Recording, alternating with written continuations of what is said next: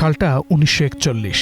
বিক্রমপুরের শ্রীনগরের সমসপুর গ্রামে জন্ম হয় এক শিশুর। শেরেবাংলা একে ফজলুল হক শিশুটির নাম রাখেন চাষী নজরুল ইসলাম, যে নামই একদিন হয়ে ওঠে বাংলা চলচ্চিত্রের ইতিহাস। বাবার অকাল মৃত্যুতে কাঁধে পড়ে পরিবারের দায়িত্ব।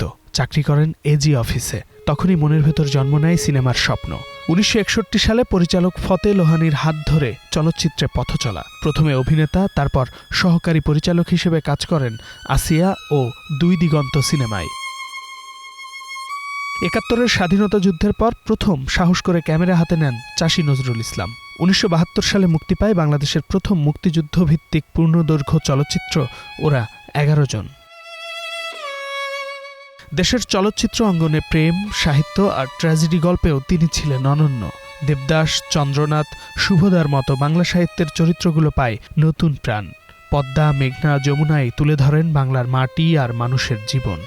লোকসঙ্গীতের কিংবদন্তিকে নিয়ে করেছেন হাসন রাজা। মুক্তিযুদ্ধের অন্যতম দৃশ্যপট উঠে আসে হাঙর নদী গ্রেনেডে। এই সিনেমার স্বীকৃতিতে পেয়েছেন জাতীয় চলচ্চিত্র পুরস্কার, পেয়েছেন জহির রায়হান স্বর্ণপদক, শেরেবাংলা স্মৃতি পুরস্কার এবং ২০০৪ সালের ২১শে পদক।